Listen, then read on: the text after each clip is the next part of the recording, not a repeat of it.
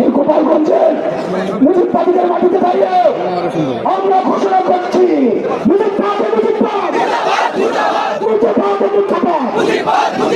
প্রিয় সংগ্রামী বন্ধুগণ, আজকে মুজিববাদীরা বাধা দিয়েছে, তাদেরকে জবাব দেওয়া হবে। আমরা যদি আজকে এখানে দাঁড়িয়ে ঘোষণা দেই, সারা বাংলাদেশ এই গোপালগঞ্জে এসে জড়ো হবে। কিন্তু আমরা সময় দিয়ে যাচ্ছি। আজকে যে বাধা দেওয়া হলো, তারা বাধা দিয়েছে, কোন সাহসে বাধা দিয়েছে, কোন সাহসে মুজিববাদীরা এখনো গোপালগঞ্জে আশ্রিত রয়েছে, তারা আশ্রয় দিয়েছে। দ্রুত সময়ের মধ্যে বিচার যদি না হয়, আমরা আবারও আসবো গোপালগঞ্জে। আমরা নিজ হাতে দায়িত্ব নিয়ে গোপালগঞ্জকে মুজিববাদীদের থেকে মুক্ত করবো ইনশাআল্লাহ। সেই শহীদের রক্তের শপথ মুজিববাদীদের আমরা বাংলাদেশে গোপালগঞ্জে আর কোনোদিন দাঁড়া হতে দেব না।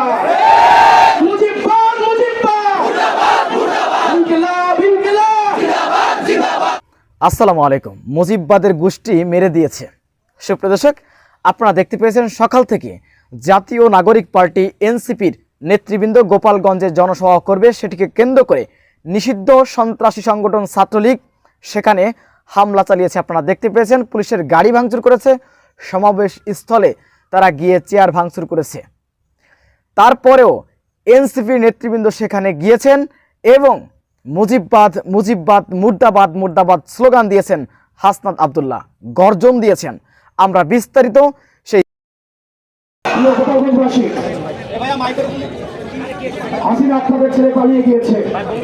গোপালগঞ্জকে যদি উনি ধারণ করতেন, তাহলে ভারতে না গিয়ে উনি গোপালগঞ্জেই আসতেন।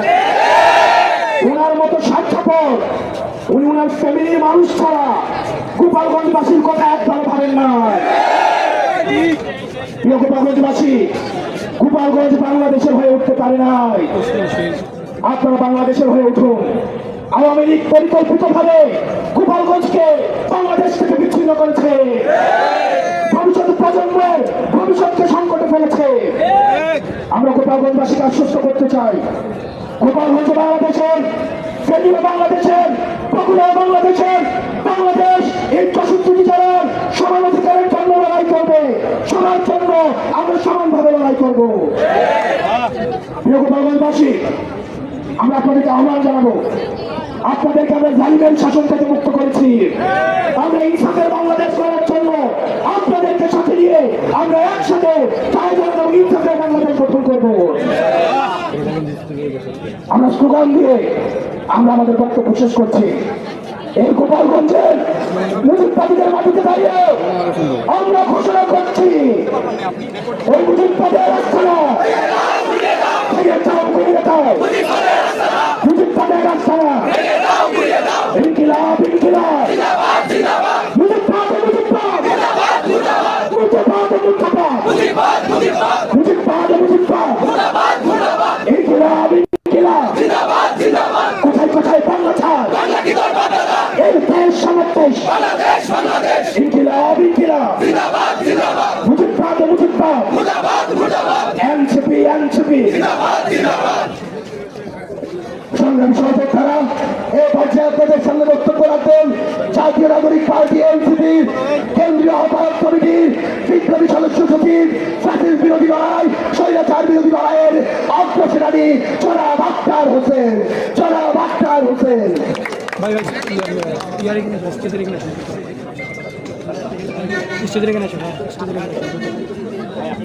গোপালগঞ্জের সাহসী জনতা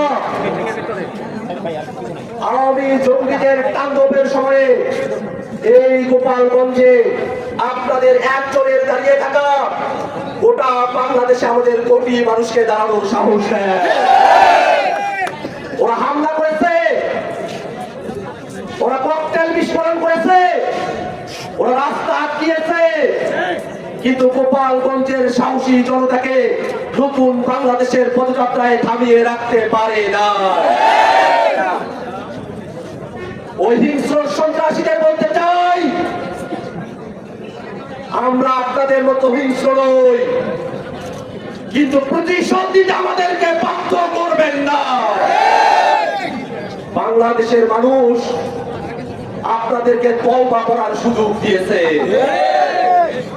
তওবা করে বাংলাদেশের জনতার কাতারে চলে আসুন। যদি ভারতের প্রেসক্রিপশনে বাংলাদেশের স্বাধীনতা, সার্বভৌমত্ব এবং জনগণের নিরাপত্তাকে বিঘ্নিত করতে চান, এদেশের জনগণ আপনাদেরকে আস্ত রাখবে না। ভাই আমার, ওই আওয়ামী লীগ বাংলাদেশের নিরাপত্তার জন্য হুমকি, মুজিববাদ বাংলাদেশের সার্বভৌমত্বের জন্য হুমকি। আর মুজিববাদী সংবিধান আমাদের নতুন বাংলাদেশ বিনির্মাণের পথে প্রধানতম অন্তরায়। অতএব আওয়ামী লীগ এবং মুজিববাদের সাথে সাথে মুজিববাদী সংবিধানেরও কবর রচনা করতে হবে। আর গোপালগঞ্জ দেখেছে ফেসিবাদ চলে যাওয়ার পরেও ফেসিবাদের দালালদের আস্ফালন এখনো কমে নাই। যদি ফেসিবাদী দোষরদেরকে আইনের আওতায় আনা যেত, ওরা যত খুন করেছে তার বিচার হতো। দল হিসাবে আওয়ামী লীগকে আমরা কাঠগড়ায় দাঁড় করাতে পারতাম যদি আওয়ামী লীগের অবৈধ অর্থনৈতিক চেইনকে সরকার কন্ট্রোলে নিয়ে আসতে পারত, তাহলে এই আওয়ামী লীগের আস্ফালন আমাদেরকে দেখতে হতো না। ভাইরা আমার, এই নতুন বাংলাদেশ সকলের বাংলাদেশ হবে।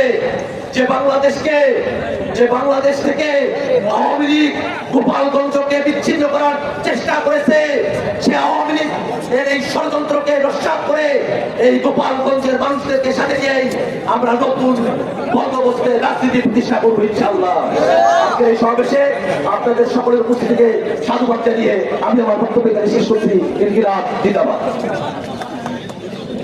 ইনকিলাব ইনকিলাব জিন্দাবাদ জিন্দাবাদ মুজিববাদ মুজিববাদ মুর্দাবাদ মুর্দাবাদ। সংগ্রামী সহযোদ্ধারা, আমাদের মাঝে উপস্থিত রয়েছেন এনসিপির কেন্দ্রীয় কমিটির সিনিয়র যুগ্ম আহ্বায়ক সামান্তা শারমিন, এনসিপির সিনিয়র যুগ্ম আহ্বায়ক আরিফুল ইসলাম হাবিব, উপস্থিত রয়েছেন এনসিপির সিনিয়র যুগ্ম সদস্য সচিব ডাক্তার তাসলিম জাহরা সহ এনসিপির কেন্দ্রীয় কমিটির নেতৃবৃন্দ। এই পর্যায়ে আপনাদের সামনে বক্তব্য রাখবেন জুলাই অভ্যুত্থানের মহানায়ক, এক দফার ঘোষক, ছাত্র নাগরিক পার্টি এনসিপির বিপ্লবী আহ্বায়ক নাহিদ ইসলাম।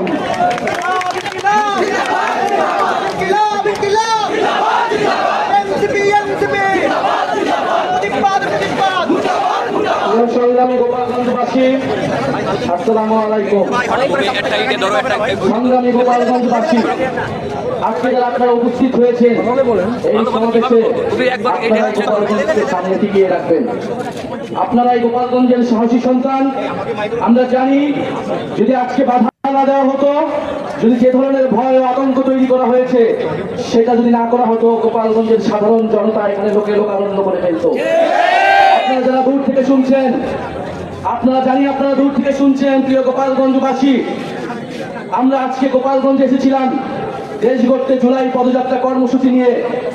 আমরা কোনো যুদ্ধের আহ্বান নিয়ে নয়, শান্তি এবং দেশ গড়ার আহ্বান নিয়ে গোপালগঞ্জে আজকে এসেছি।